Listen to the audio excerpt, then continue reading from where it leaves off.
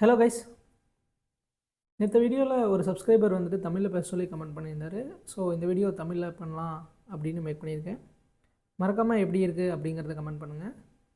என்னோடய வாட்ஸ்அப் குரூப்பில் வந்துட்டு எல்ஜி எலக்ட்ரானிக் ஐபிஓவை சேல் பண்ணிவிட்டு அர்பன் கம்பெனி ஷேர் ஷோ வாங்க அப்படின்னு சொல்லிட்டு கால் கொடுத்துருந்தேன் காலையில். எக்ஸ்பெக்ட் பண்ண மாதிரியே எல்ஜி எலக்ட்ரானிக் ஐபிஓ வந்து ஃப்ளாட்டாக ட்ரேட் ஆகிருக்கு. அர்பன் கம்பெனி வந்து 10% இன்க்ரீஸ் ஆகிருக்கு.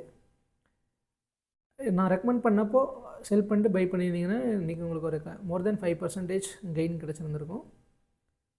இன்றைக்கி ஐபிஓ மார்க்கெட்டில் பார்த்திங்கன்னா மெட்வெஸ்ட் அப்படின்னு ஒரு ஐபிஓ ஓப்பன் ஆகிருக்கு.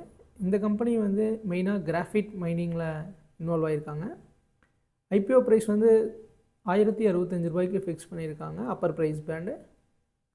இன்னும் 2 டேஸ்க்கு இந்த ஐபிஓ வந்து ஓப்பனில் இருக்கும். ரெவென்யூ கண்டினியூஸாக இன்க்ரீஸ் ஆகிட்டே இருக்குது ஃபார் த லாஸ்ட் 3 இயர்ஸ். அதே மாதிரி கடனும் இன்க்ரீஸ் ஆகிட்டுருக்கு. டெப்ட் டு ஈக்விட்டி ரேஷியோ, அதாவது கடனுக்கும் ஈக்விட்டிக்கும் இருக்க ரேஷியோ வந்து 0.46 இருக்குது. யூஸ்வலாக 0.2க்கு மேலே இருந்தாலே ரொம்ப ஹைன்னு சொல்லுவேன் நான். இருந்தாலும் இந்த கம்பெனி பார்த்திங்கன்னா மெயினாக கேபிட்டல் இன்டென்சிவ் செக்டர், அதாவது அதிகமாக இன்வெஸ்ட் பண்ணிகிட்டே இருக்கணும். ஸோ இந்த டெப்ட் வந்து ஆவரேஜான்னு சொல்லலாம்.